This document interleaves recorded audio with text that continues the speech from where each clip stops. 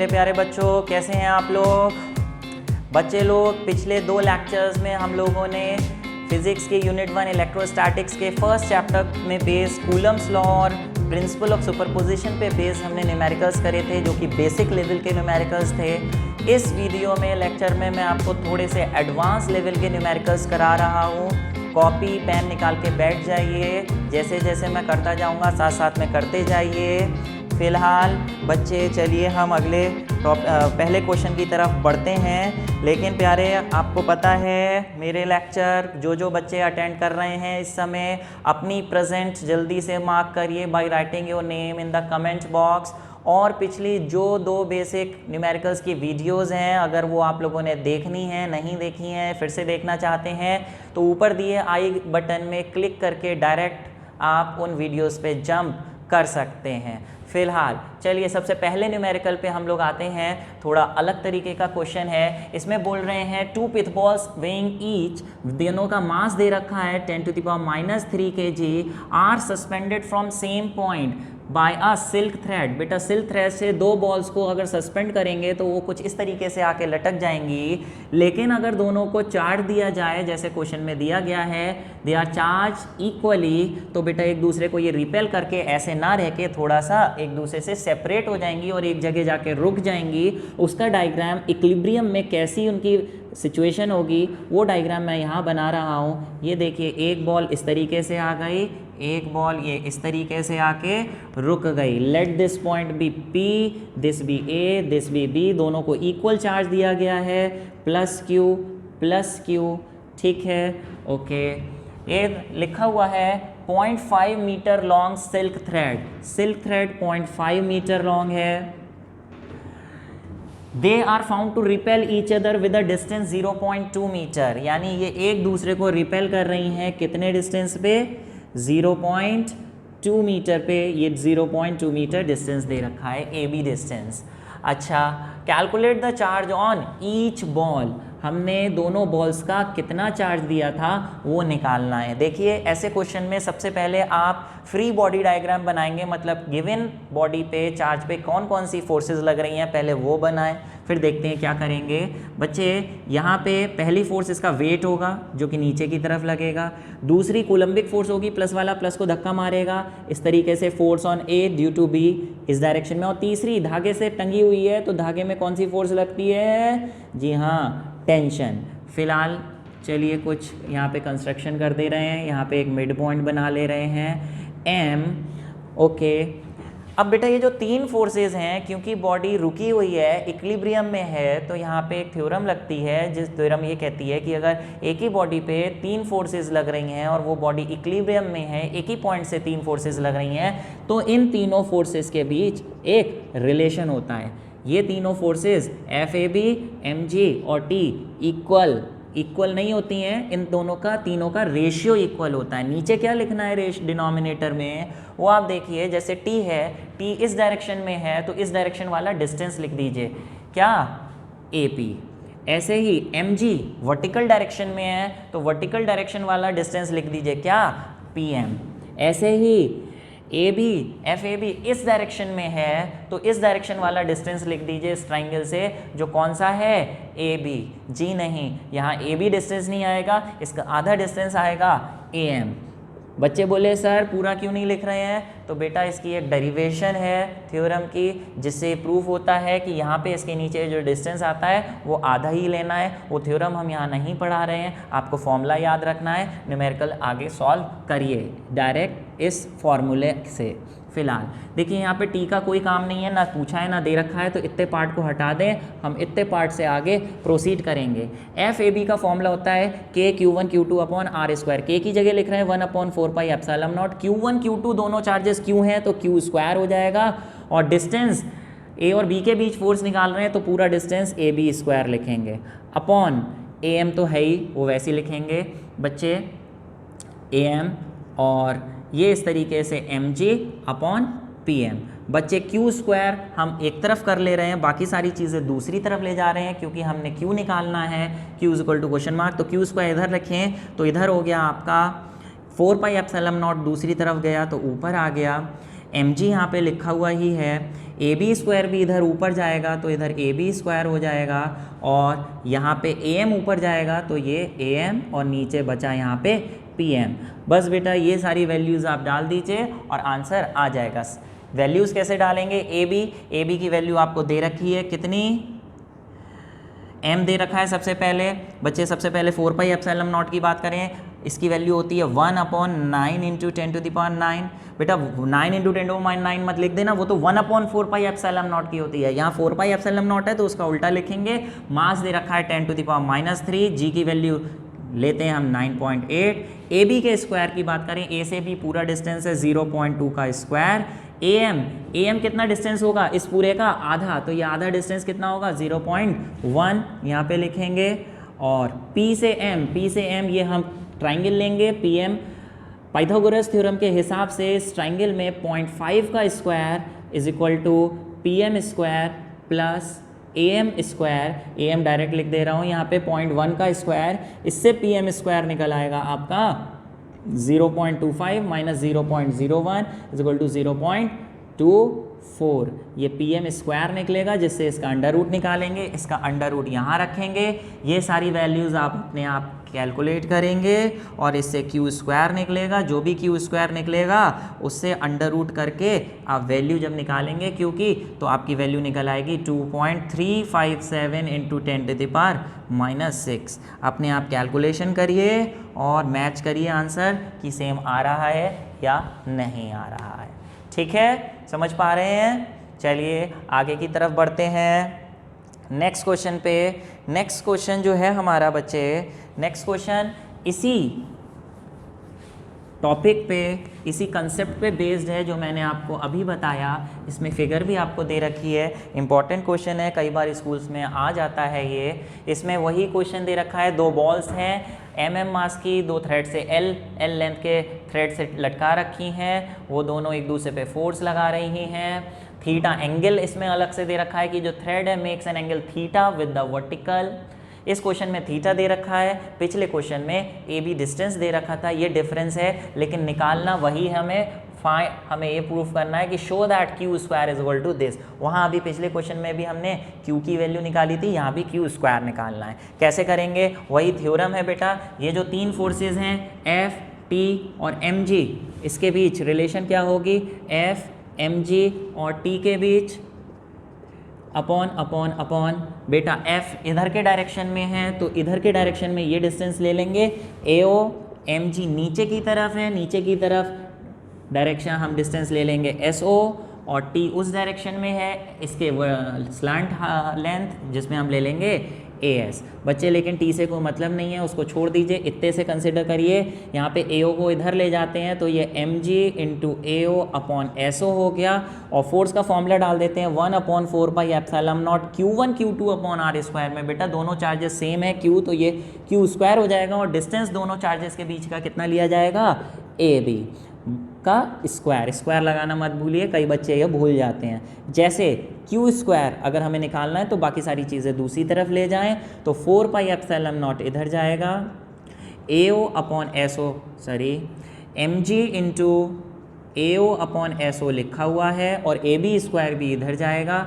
बेटा जब ये सारी वैल्यूज़ डाल देंगे आपका ये प्रूफ हो जाएगा। चलिए वैल्यूज़ थोड़ा डालना देखें कैसे डालेंगे। यहाँ पे आपको एम जी की जगह एम जी लिखा रहने देंगे। ए से ओ तक की बात करें बेटा, तो ए से ओ तो आपको डिस्टेंस दे ही नहीं रखा है, ये एल दे रखा है, थीटा दे रखा है, ए ओ नहीं दे रखा, तो ए ओ निकालना पड़ेगा। कैसे? हम यहाँ पे ट्राइंगल लेंगे, ट्राइंगल ए ओ एस। इस ट्राइंगल में प्यारे अगर हम साइन थीटा लें तो साइन का फॉर्मूला होता है परपेंडिकुलर अपॉन हाइपोटेन्यूज। थीटा की परपेंडिकुलर साइड है ए ओ और हाइपोटेन्यूज है आपकी ये इस ट्राइंगल की 90 के सामने वाली ए एस। तो ए एस की जगह तो आ जाएगा आपका कितना? एल। तो आप देखिए जरा ए ओ कितना आ गया? A O is equal to L sine theta. ऐसे ही प्यारे एसओ भी हमें चाहिए, तो एसओ निकालने के लिए इसी ट्राइंगल का हम कॉस थीटा लेंगे। कॉस का formula base upon hypotenuse. Base अगर देखें इस ट्राइंगल में ये एओ है। बच्चे एक बात यहाँ पे ये देख लीजिए, क्योंकि यहाँ पे जो हमने प्रूफ करना है वो साइन थीटा और टेन थीटा करना है, तो प्यारे बच्चे कोशिश करिए कि आप कॉस लेने की बजाय 10 की टर्म्स में आंसर लें, तो 10 भी निकाल लेंगे। चलो पहले कॉस निकाल के रख देते हैं। कॉस होता है बेस अपॉन हाइपोटेन्यूज, बेस है आपका AO और hypotenuse sorry base upon hypotenuse, base upon hypotenuse, base है आपका ये SO और हाइपोटेन्यूज ये आपकी L। तो SO कितना आ गया आपका L कॉस थीटा। और बेटा अगर 10 लेते तो क्या होता है, 10 का फॉर्मूला होता है base perpendicular upon base. Perpendicular side कौन सी है इस ट्राइंगल में, थीटा के सामने वाली AO, और बेस कौन सा है ये SO, ये 10 थीटा आ गया। अगर यहाँ से आप देखें तो AO की जगह आप L साइन थीटा लिखेंगे अपॉन SO ऊपर चला जाएगा, 10 थीटा नीचे, तो इससे भी आप SO निकाल सकते हैं। फिलहाल चलिए आगे देखते हैं। AO की जगह हम लिख दे रहे हैं L साइन थीटा और SO की जगह लिख दे रहे हैं L कॉस थीटा। और AB अगर देखा जाए बेटा तो AB जो है वो ट्वाइस ऑफ AO है, ट्वाइस ऑफ AO का डबल डिस्टेंस है AB, तो हम यहाँ AB की जगह ट्वाइस ऑफ AO लिखें, यानी 2L साइन थीटा भी लिख सकते हैं, 2L साइन थीटा का स्क्वायर। तो बेटा जल्दी से सॉल्व कर दीजिए, L से L कट गया, साइन अपॉन कॉस 10 हो गया into mg into 10 theta into 4L square sine square theta. देखिए क्या यही प्रूफ करना था? जी हाँ, 4 पाई epsilon not mg 10 theta 4L square sine square theta, सब कुछ वही आ चुका है। तो आप ये डायरेक्ट लिख दीजिए Q square is equal to this, hence proved. ठीक है, ओके। चलिए नेक्स्ट क्वेश्चन। बच्चे इस क्वेश्चन में ऐसा भी वो एक और यहाँ पे क्वेश्चन दे देते हैं कि ये जो पूरा एपरेटस है, इस पूरे एपरेटस को किसी एक लिक्विड में डिप कर दिया गया है, जिस लिक्विड की डेंसिटी आपको दे रखी है, उसके बाद फिर यही सब चीज़ें पूछेंगे। तो ऐसे क्वेश्चन में क्या आप करेंगे, अगर इस पूरे सेटअप को एक लिक्विड में इमर्स करेंगे तो इस पर एक फोर्स और लगने लगेगी। कौन सी फोर्स लिक्विड में इमर्स करने पे? अपथ्रस्ट लगने लगेगी। तो नीचे की तरफ जो सिर्फ mg फोर्स लग रही थी, जो आपने यहाँ पे mg लिख दिया था, उस क्वेश्चन में mg लिखने की बजाय नीचे की तरफ नेट फोर्स कितनी लिखेंगे? mg minus u। तो यहाँ पे mg माइनस u आएगा। और अपथ्रस्ट का फॉर्मूला 11th क्लास में आपने पढ़ा था क्या? v रो g, जहाँ पे रो डेंसिटी ऑफ लिक्विड होती है और v का मतलब वॉल्यूम ऑफ लिक्विड डिस्प्लेस, जो कि वॉल्यूम ऑफ बॉडी के बराबर होता है। क्योंकि अगर स्फेरिकल है तो उसकी जगह आप 4/3 πr³ लिखेंगे, उसमें रेडियस वगैरह दे रखा होगा। तो हिंट है, अगर ऐसा क्वेश्चन आए तो आप ऐसे सॉल्व करेंगे। फिलहाल चलिए अगले क्वेश्चन की तरफ चलते हैं।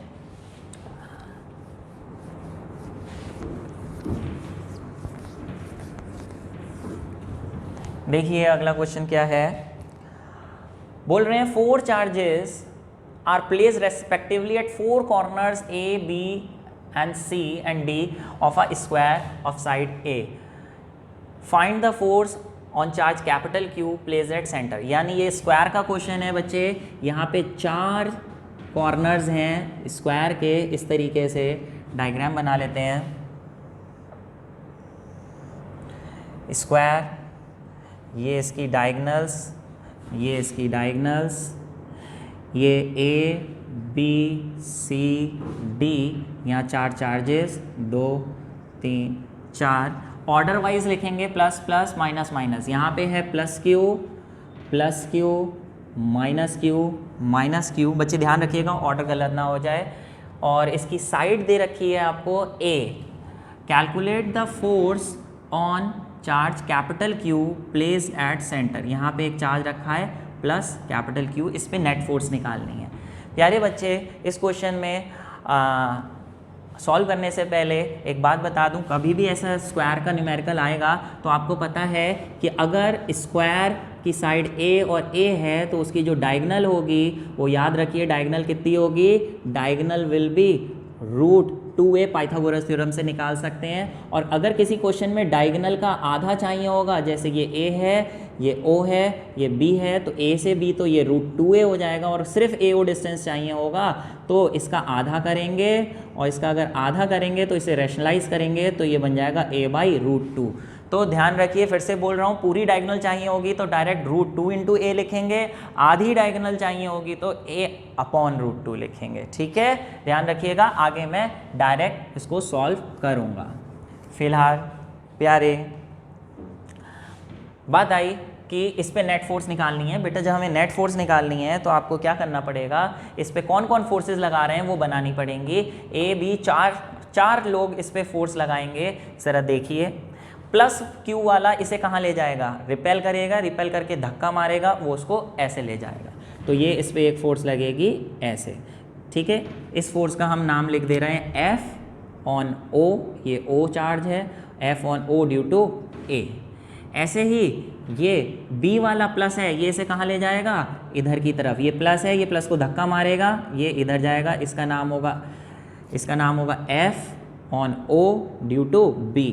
ये C वाला माइनस है, माइनस इसे कहाँ ले जाएगा, अपनी तरफ खींचेगा प्लस वाले को, तो ये जो फोर्स लगेगी F on O due to C। और ये माइनस Q वाला, ये भी इसे अपनी तरफ ले जाएगा, खींचेगा इसे, तो ये जो चौथी फोर्स है ये भी इधर लगेगी F on O due to D। बेटा 4 फोर्सेज लग रही हैं, मैंने बताया था। ऐसी फोर्सेज मार्क करने के बाद आप पहले इन चारों का रिजल्टेंट निकालेंगे, लेकिन रिजल्टेंट से पहले ये देखेंगे कोई फोर्सेज इक्वल तो नहीं है। बेटा आप ये देखिए, जो चारों फोर्सेस लग रही हैं कैपिटल क्यू चार्ज पे, ये वाली भी स्मॉल क्यू की वजह से स्मॉल क्यू सारे चार्जेस सेम हैं, जिस डिस्टेंस भी सेम है, तो ये चारों फोर्सेस भी सेम होंगी। जैसे ओ ए वाली फोर्स क्यू क्यू के बीच लग रही है, ओ बी वाली क्यू क्यू के बीच लग रही है, फोर्सेस सेम होंगी। F O A is equal to F O B is equal to F O C is equal to F O D.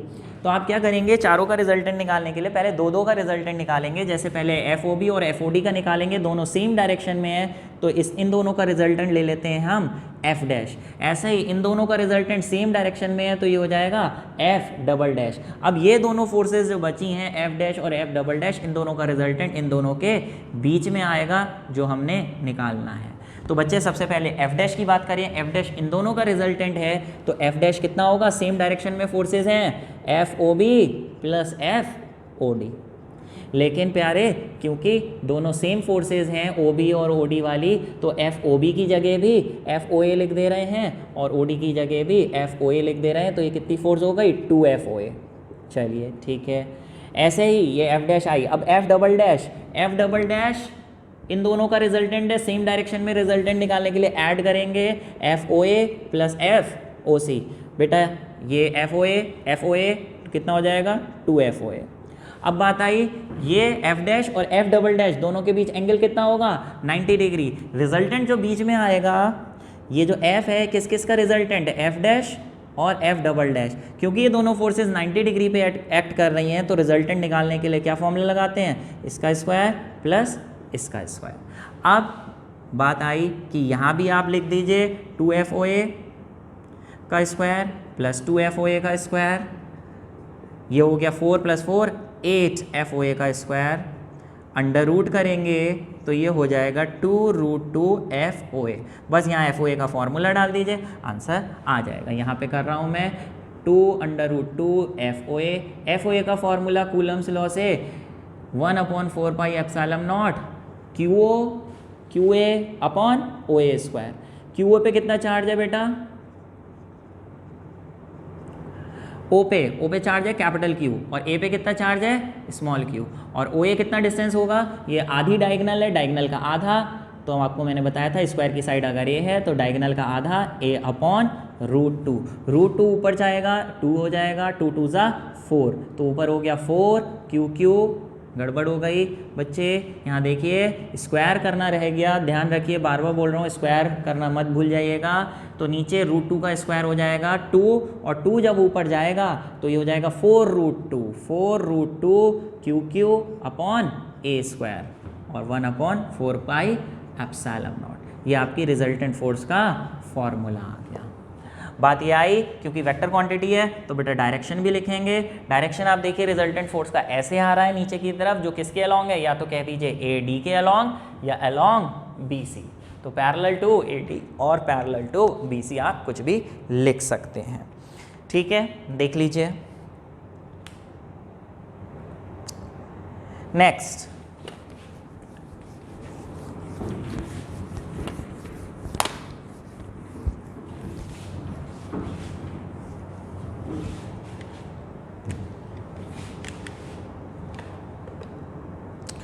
बच्चे बात आई, कह रहे हैं two opposite corners of square, फिर से स्क्वायर का क्वेश्चन आ गया भैया, स्क्वायर के ही क्वेश्चंस हैं 2-4 लगातार। Two opposite corners of a square carry capital Q charge each, चलो, and other two opposite corners carry small Q charge. तो चलिए भैया बना लेते हैं यहाँ पे एक स्क्वायर इस तरीके से,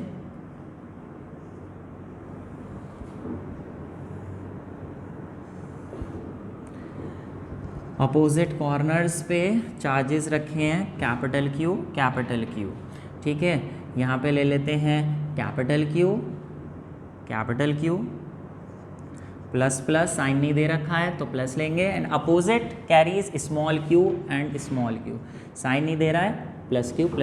नामकरण करना बहुत ज़रूरी है, अगर नाम नहीं लिखा है तो आप अपने पास से लिख दीजिए, ठीक है। साइड नहीं दे रखी है इसकी, तो let the side be A। फिलहाल if resultant force on capital Q is 0, capital Q ये है और एक ये है, कह रहे हैं इस कैपिटल Q पे, चाहे इस पे कह लो चाहे इस पे कह लो, रिजल्टेंट फोर्स 0 है, किसी पे भी मान लो, चलो इधर मान लेते हैं इस पे रिजल्टेंट फोर्स 0 है। तो हमसे पूछा है Q और Q में रिलेशन कितनी होगी, क्या होगी, ये रिलेशन हमने निकालनी है। बच्चे कैपिटल Q पे रिजल्टेंट फोर्स 0 दे रखी है, रिजल्टेंट फोर्स 0 दे रखी है, तो पहले आप अपने पास से निकालिए कि इस पे रिजल्टेंट फोर्स लगेगी कितनी, और उसको 0 के इक्वल रख दीजिए, कुछ ना कुछ आंसर आ ही जाएगा। तो आप देखिए इस पे फोर्स कौन कौन लगाएगा, A, B और C। A से कहाँ ले जाएगा, ये प्लस है, प्लस वाला प्लस को कहाँ ले जाएगा, नीचे। इस फोर्स का नाम F on D due to A। ये B वाला इसे कहाँ ले जाएगा, प्लस है, प्लस वाला प्लस को धक्का मारेगा, ये इधर आएगा F on D due to B। और ये C वाला प्लस है, इसको कहाँ धक्का मारेगा, इधर। इस फोर्स का नाम F on D due to C। पहले ये देख लीजिए इसमें से कोई फोर्सेस इक्वल तो नहीं है। बच्चे साफ साफ देख पा रहे हैं, ये वाली जो DA वाली फोर्स है, ये D पे जो लग रही है A की, ये भी Q की वजह से लग रही है, और ये वाली जो फोर्स है ये भी Q की वजह से। तो ये वाली फोर्स और ये वाली फोर्स सेम होंगी, डिस्टेंस भी सेम है और चार्ज भी सेम है, तो ये दोनों फोर्सेस इक्वल होंगी। A due to B is equal to F DA, ठीक है। तो पहले इन दोनों का ही रिजल्टेंट निकालेंगे। इन दोनों का रिजल्टेंट कहाँ आएगा, बिल्कुल बीचों बीच, let it be F dash. तो पहले F डैश निकालेंगे इन दोनों का रिजल्टेंट। बताइए इन दोनों के रिजल्टेंट का क्या फॉर्मूला होगा, क्योंकि 90 डिग्री पे लग रही हैं तो रिजल्टेंट का फॉर्मूला होगा √FDA² प्लस FDC²। जब ये आ जाएगा तो फिर ये फोर्सेस बचेंगी, एक ये और एक ये दोनों सेम डायरेक्शन में है, तो रिजल्टेंट फोर्स जो आएगी F, उस रिजल्टेंट फोर्स का क्या फॉर्मूला होगा, F dash plus FDB। Resultant force हम कितनी रख देंगे, 0, क्योंकि दे रखा है net force, resultant force on capital Q is 0। इसकी वैल्यू डालते ही एक रिलेशन अपने आप सामने आ जाएगी। चलिए स्टेप्स करते हैं। यहाँ पे पहले F डैश निकालते हैं, क्योंकि FDA और FDC बराबर हैं तो इसकी जगह भी FDA, इसकी जगह भी FDA रख दूँ तो कितना हो जाएगा, ट्वाइस ऑफ FDA², जो कि √2FDA बन जाएगा। चलिए इसको यहाँ पे रख देते हैं, √2FDA प्लस FDB, ठीक है। इसको इधर ले आएँ तो ये बन जाएगा आपका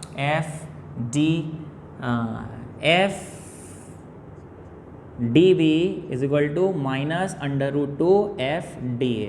चलिए FDB लिखें अगर कि QD/QB अपॉन DB², और ये F के QD/QA अपॉन DA²। साफ साफ K से K कट गया, QD से QD कट गया। QB, B पे कितना चार्ज रखा है, B पे रखा है कैपिटल Q, और A पे कितना चार्ज रखा है, A पे रखा है स्मॉल q। साइन नहीं लगाना है, चार्जेस के साइन का कोई मतलब नहीं है, -√2 लिखा हुआ ही है। D से B डिस्टेंस देखें, D से B बेटा अगर साइड A है तो ये पूरी डायगोनल D से B कितनी होगी, √2a और उसका स्क्वायर, और D से A ये तो कितना है, a², ठीक है। इसको ओपन करें ब्रैकेट को, तो 2a² हो गया, -√2q अपॉन a² से a² कट गया, capital Q is equal to -2√2 capital Q नहीं स्मॉल q। ये इस तरीके से आंसर आपका आ गया। बेटा यहाँ माइनस साइन क्या डिनोट कर रहा है, माइनस साइन ये डिनोट कर रहा है अगर स्मॉल क्यू पॉजिटिव होगा तो कैपिटल क्यू नेगेटिव हो जाएगा, और अगर स्मॉल क्यू नेगेटिव होगा तो capital Q negative into negative positive हो जाएगा। ठीक है, तो ये माइनस साइन यहाँ पर आएगा, ये रिलेशन हो गई। ठीक है, अगर हम सिर्फ मैग्नीट्यूड की बात करें तो मैग्नीट्यूड आप ऐसे लिख सकते हैं कि इसका मैग्नीट्यूड जो है इसके 2√2 टाइम्स होगा फिलहाल। ठीक है बच्चे, ये क्वेश्चन मैंने बताया है लेकिन अपने आप करने की कोशिश करिएगा, पॉज करके इसे हटा के क्वेश्चन देख के अपने आप सॉल्व करने की कोशिश करिए। चलिए इसी के बेसिस पे एक अगला क्वेश्चन आ रहा है, देखिए अगला क्वेश्चन क्या है।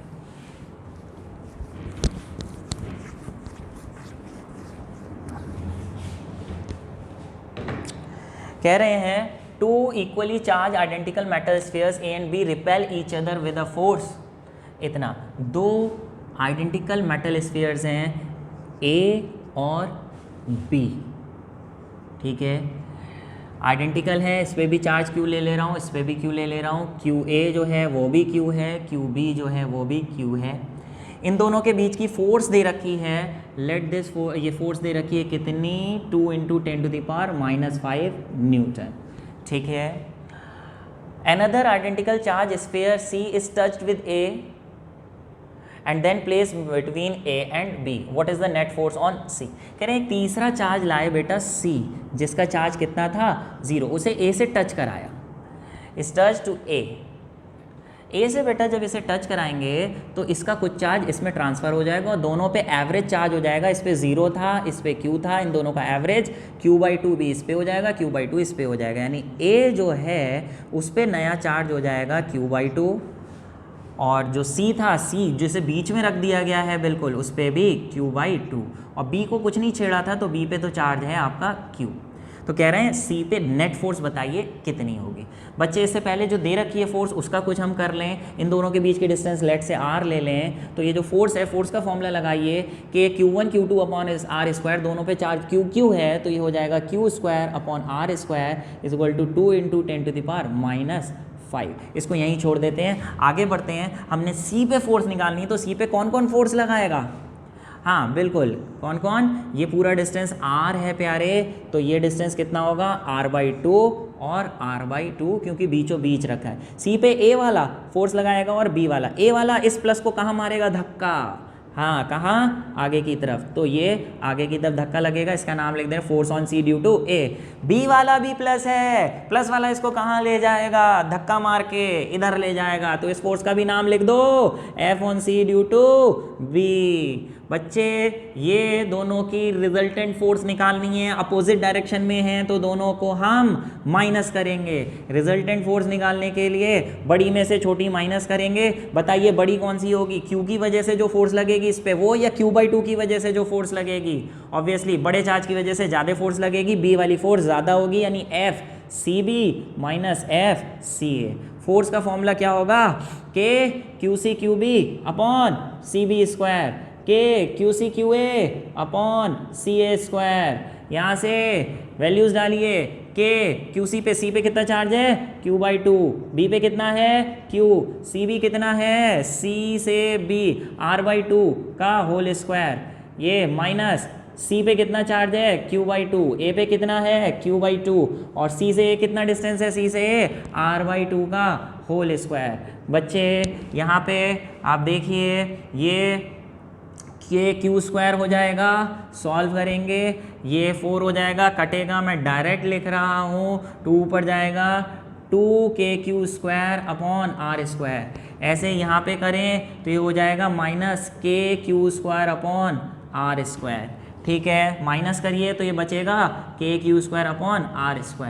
अरे KQ² अपॉन r² की क्या वैल्यू होगी, अरे ये लिखी है KQ², अरे ये तो डायरेक्ट लिख दो, लो आंसर आ गया 2 × 10⁻⁵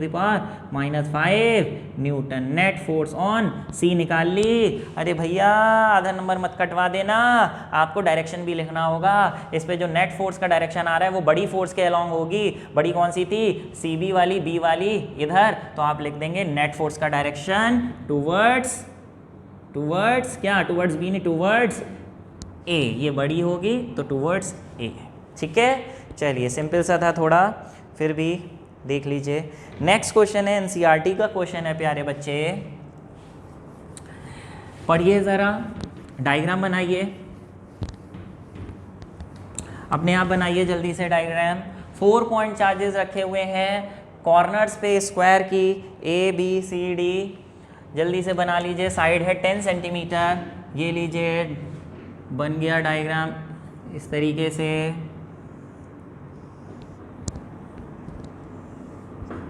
ठीक है, ABCD,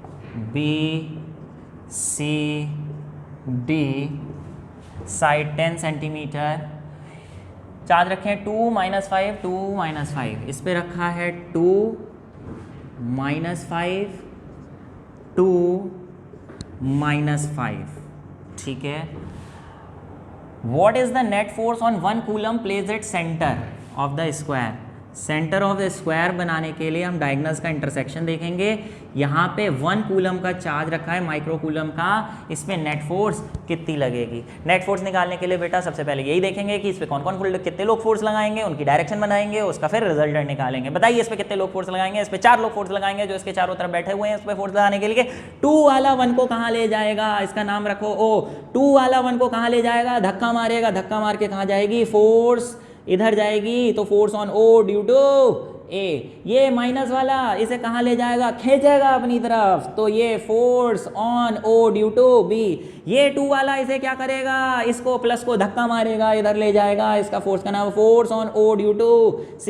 ये माइनस वाला इसको कहाँ ले जाएगा, खींच के इधर लाएगा, फोर्स का नाम है force on O due to D। बेटा सबसे पहले इसमें देखेंगे कि कौन कौन सी फोर्सेज इक्वल हैं। ऑब्वियसली 2 और 2 वाली फोर्सेज इक्वल होंगी। 2 वाला इस पे जितनी फोर्स लगाएगा 2 वाला भी उतनी फोर्स लगाएगा, यानी फोर्स OA और फोर्स OC बराबर होंगी। यहाँ लिख दो O force OA is equal to force OC। ऐसे ही 5 और 5 वाली इस पे फोर्सेस बराबर होंगी, यानी OB is equal to force OD, OB is equal to OD। तो बच्चे क्या करेंगे, रिजल्टेंट निकालने के लिए 2 फोर्सेस लेंगे, उनका इंडिविजुअल रिजल्टेंट फिर टोटल रिजल्टेंट। तो बच्चे देखिए OA और OC, OA और OC बच्चे ये दोनों इक्वल फोर्सेस हैं, तो इक्वल फोर्सेस ये वाली और ये वाली एक दूसरे को कैंसिल कर देंगी क्योंकि अपोजिट डायरेक्शन में लग रही हैं।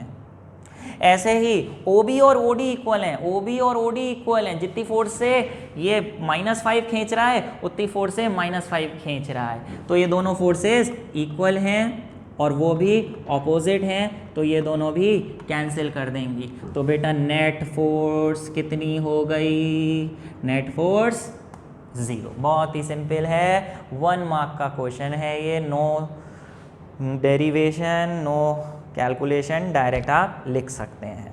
चलिए फिर इसके बाद देख लीजिए, एक बार बना लीजिए कॉपी में पॉज करके, मैं जब तक अगले क्वेश्चन पे चल रहा हूँ।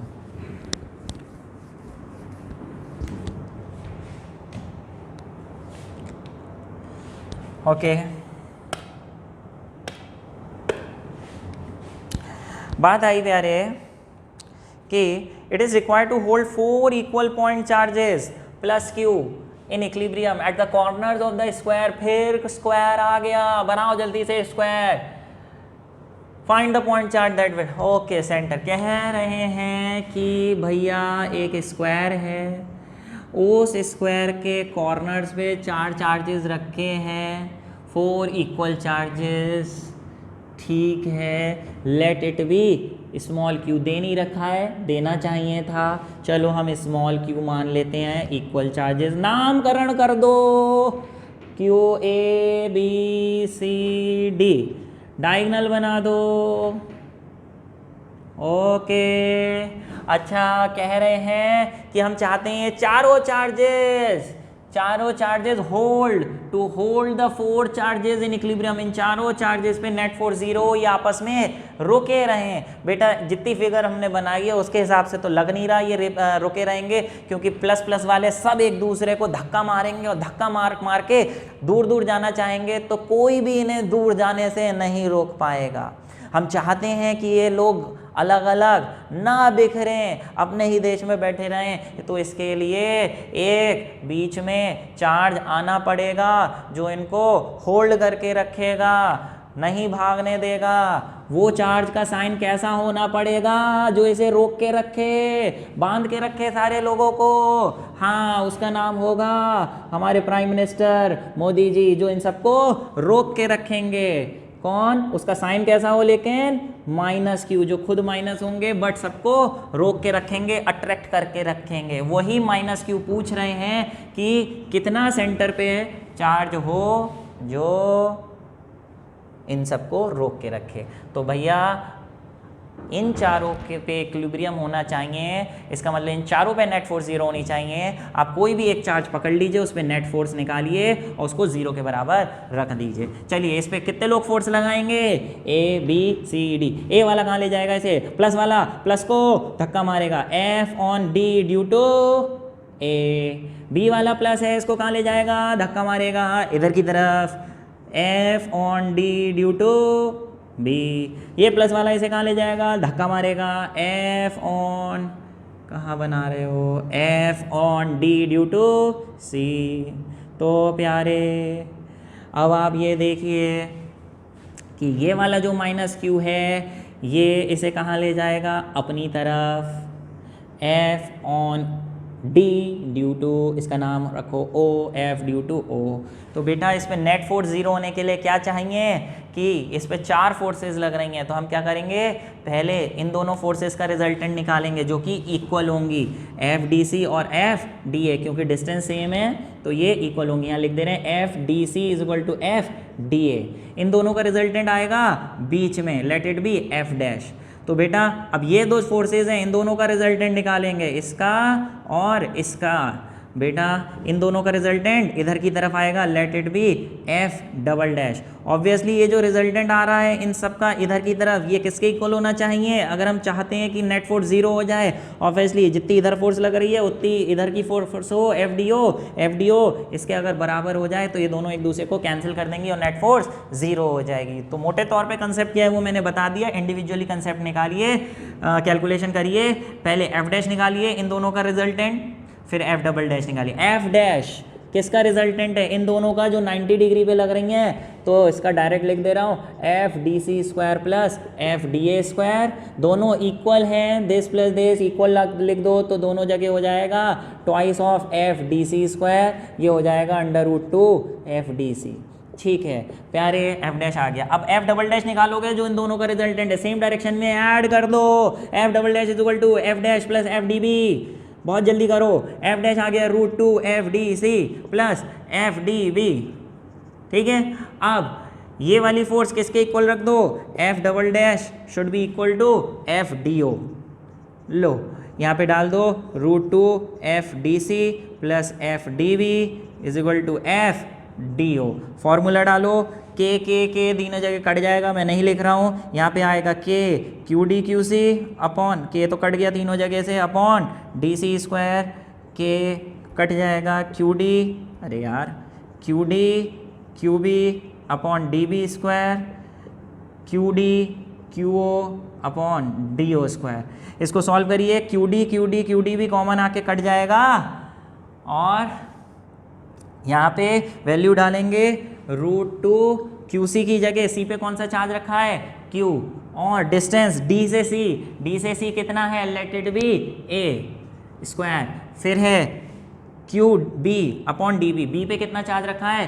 क्यू, और डी बी, डी से बी कितना होगा? अगर इसकी साइड ए है तो ये जो डायगोनल है मैंने बताया था रूट टू ए, उसका square is equal to O पे कितना चार्ज है? ओ पे रखा है माइनस क्यू, अरे माइनस मत लगा देना है, यहाँ साइन नहीं लगता है, अपॉन डी ओ, डी से ओ कितना है? डी से ओ, डायगोनल का आधा कितना बताया था? ए बाई रूट टू का स्क्वायर। इसे सॉल्व कर लीजिए, कैपिटल क्यू और स्मॉल क्यू में कैपिटल क्यू की फॉर्मूला निकाल लीजिए यहाँ से, ये सब चीज़ें इधर ले जाए, काट पीट करिए, आंसर चेक करिए ये आ रहा है या नहीं आ रहा है। ठीक है, ओके, देख लीजिए, करिए पूरा सॉल्व पॉज करके, उसके बाद अगले क्वेश्चन पे बढ़िएगा अगर मैच हो जाए तो।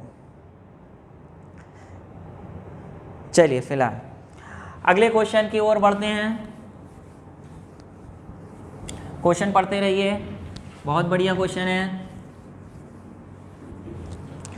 देखिए भैया क्वेश्चन क्या है, थोड़ा अपने आप समझने की कोशिश करिए।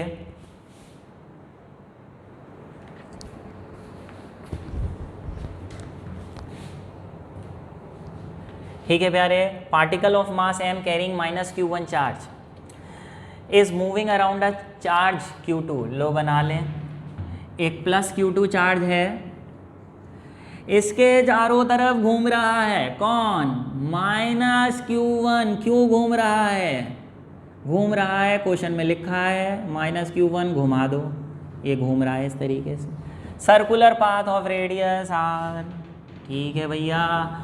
Derive expression for time period, इसका पूरा एक चक्कर लगाने में Q1 को कितना टाइम लगेगा वो निकालना है, टाइम पीरियड का मतलब पूरे एक रोटेशन का, रिवॉल्यूशन का टाइम, ठीक है बच्चे। टाइम पीरियड का क्या फॉर्मूला होता है पूरे चक्कर का, डिस्टेंस अपॉन क्या, वेलोसिटी, चलो वेलोसिटी कर लो, स्पीड कर लो, कुछ कर लो, पूरे चक्कर का डिस्टेंस कितना 2πr सरकमफ्रेंस के बराबर, और स्पीड v। अब r तो हमें दे रखा है r, लेकिन v नहीं दे रखा, तो प्यारे इस क्वेश्चन में मेन काम है v का एक्सप्रेशन निकालना, वो यहाँ डालते ही आ जाएगा। अब v का एक्सप्रेशन कैसे निकालें, तो उसके लिए यहाँ पे सर्कुलर मोशन का कंसेप्ट लगाएंगे, जहाँ पे भी सर्कुलर मोशन हो रहा है, याद करिए 11th क्लास में कौन सी फोर्स कम्स इनटू प्ले, जी हाँ कौन सी फोर्स, सेंट्रीपिटल फोर्स। आपको मालूम है गोल घूमने के लिए सेंट्रीपिटल फोर्स की ज़रूरत होती है, जो सेंटर की तरफ लगती है सेंट्रीपिटल फोर्स, और इस केस में सेंट्रीपिटल फोर्स कौन प्रोवाइड करेगा, प्लस और माइनस के बीच वाली इलेक्ट्रोस्टैटिक फोर्स ऑफ अट्रैक्शन। तो हम यहाँ कहेंगे here the necessary centripetal force is provided by electrostatic force of attraction.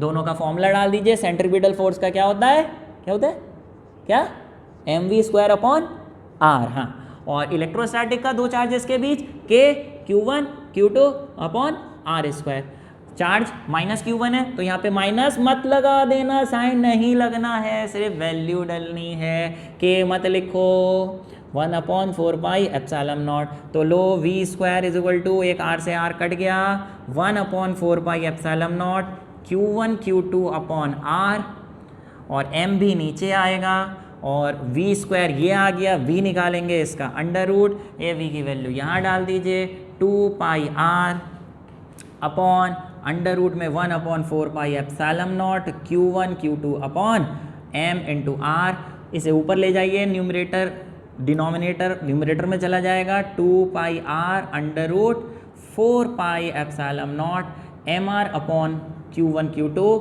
चाहे तो ऐसे छोड़ सकते हैं, नहीं तो इस 2πr को अगर रूट के अंदर ले जाएं तो इसका स्क्वायर हो जाएगा, इसका स्क्वायर हो जाएगा 4π², 4π² अंदर जाएगा तो ये हो जाएगा 16π, चलो अलग लिख दे रहा हूँ जल्दी से, 4πε0 mr upon Q1 Q2 into अंदर जाके 4π² r², इसको एक साथ कर दीजिए, ये हो गया 16π³ m r³ upon Q1 Q2, ये टाइम पीरियड। ठीक है प्यारे, देख लीजिए, क्वेश्चन पढ़ लीजिए, समझ लीजिए, फिर आगे बढ़िए। नेक्स्ट, बहुत बढ़िया क्वेश्चन, फिर 11th क्लास के कंसेप्ट से अटैच्ड है ये बेटा। ये जो क्वेश्चंस मैं आपको करा रहा हूँ ये जेईई मेंस लेवल के क्वेश्चन हैं, बहुत अच्छे हैं, 12th में भी आपको बहुत हेल्प करेंगे, ठीक है। 11th के कंसेप्ट से मिक्स्ड हैं, ओके। हालांकि जैसे क्वेश्चन है इसमें कोफिशिएंट ऑफ फ्रिक्शन है जो हमने 11th क्लास में पढ़ा था, 12th क्लास में एनसीईआरटी में नहीं मेंशन्ड है, तो बोर्ड्स में तो नहीं आएगा, लेकिन फिर भी आपको ये सारे कंसेप्ट्स अगर पता हैं तो बहुत अच्छे से कहीं से भी क्वेश्चन उठा के आप कर सकते हैं। फिलहाल देखिए, 2 पार्टिकल्स ईच ऑफ मास इतना एंड चार्ज इतना, 2 पार्टिकल्स हैं, दोनों का मास लिख लूँ, 5 ग्राम केजी में कर लो भैया पहले से ही। चार्ज दोनों का दे रखा है Q1 और Q1 is equal to Q2 is equal to 10⁻⁻7 coulomb. Stated in limiting equilibrium और horizontal table with a separation of 10 centimetre between them. ये दो चार्जेस हैं, ये Q1 है, ये Q2 है, ये दोनों कितने डिस्टेंस पे रखे हुए हैं, 10 सेंटीमीटर का मतलब होता है 0.1 मीटर डिस्टेंस पे एक टेबल पे रखे हुए हैं, वो भी इक्विलिब्रियम में, लिमिटिंग इक्विलिब्रियम में। तो तो कोफिशिएंट ऑफ फ्रिक्शन अगर टेबल और चार्जेस के बीच म्यू है तो हमें म्यू की वैल्यू बतानी है। बच्चे अगर दोनों चार्जेस इस तरीके से इक्वल हैं तो ये दोनों रिपेल करेंगे एक दूसरे को, तो एक दूसरे से दूर दूर चले जाना चाहिए, लेकिन वो नहीं जा पा रहे हैं। फोर्स इन दोनों पे ऐसे लगेगी, force on B due to A, force on A due to B. रुके हुए हैं, इसका मतलब अंदर की तरफ इन्हें कोई फोर्स रोकेगी। अगर ये बाहर जाना चाह रहे हैं तो इन्हें बाहर जाने से अंदर की तरफ कौन रोकेगा? फ्रिक्शनल फोर्स, जो कि अपोजिट टू FBA लगेगी। ये रुके तभी रहेंगे जब ये फ्रिक्शनल फोर्स किसके बराबर हो? लिमिटिंग फ्रिक्शन किसके बराबर हो? FBA के। ये दोनों इक्वल एंड अपोजिट कैंसिल करेंगे तभी ये लिमिटिंग इक्विलिब्रियम में रह पाएंगे, रुके रह पाएंगे। तो बस सिंपल है, फॉर्मूला डाल दो। FBA का तो फॉर्मूला मालूम है भैया, 1/4πε0 Q1 Q2 अपॉन R²। दोनों चार्जेस सेम है, Q² लिख दो, R² लिख दो। और फ्रिक्शनल फोर्स का फॉर्मूला याद है 11th क्लास में, F इक्वल टू क्या? F equal to mu R. और रिएक्शन किसके बराबर होगा? R किसके? mg के। तो ये क्या हो जाएगा? F equal to mu R की जगह mg। बच्चे यहाँ सारी वैल्यूज़ डालिए आप, 1/4πε0 Q² upon R² into mg।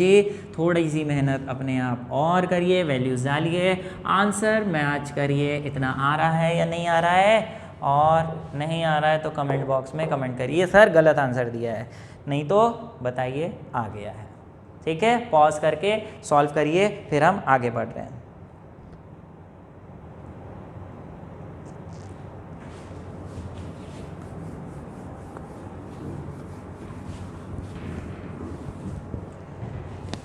ठीक है प्यारे,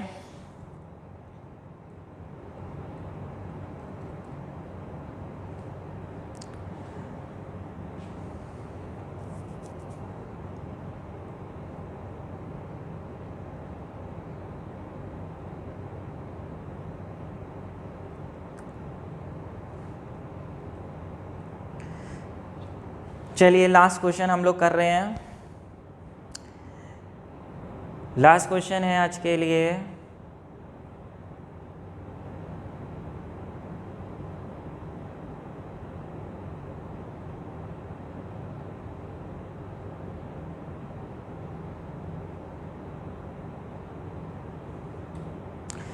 ठीक है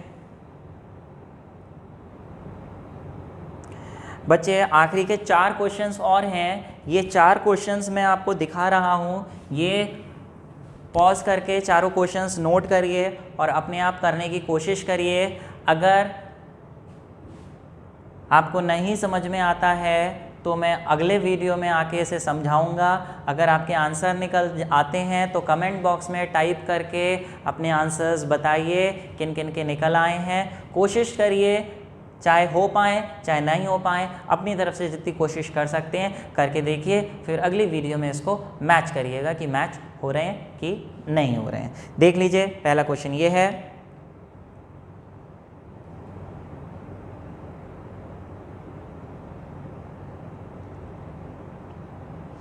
दूसरा क्वेश्चन, तीसरा क्वेश्चन,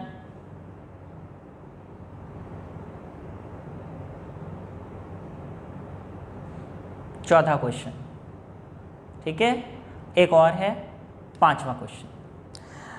अच्छा प्यारे, अभी ऐसा है कि ये जितनी भी असाइनमेंट्स है मैं कोशिश करूँगा कि नीचे डिस्क्रिप्शन में इसका लिंक दूँ ताकि आप डाउनलोड करके कभी भी क्वेश्चंस अपने पास हैंडी रख के उसकी प्रैक्टिस कर सकें। तो wait for the time till I upload the assignment online. Thank you very much. अगर समझ में आया, वीडियो अच्छी लगी तो क्या करना है? ठीक है, ओके। और अगर किसी ने अभी तक अपना नाम टाइप नहीं किया है, अपनी प्रेजेंट नहीं लगाई है, तो जल्दी से प्रेजेंट लगा दीजिए, कमेंट बॉक्स में अपना नाम लिख के। ऑल द बेस्ट, मेहनत करिए। Thank you very much. अबे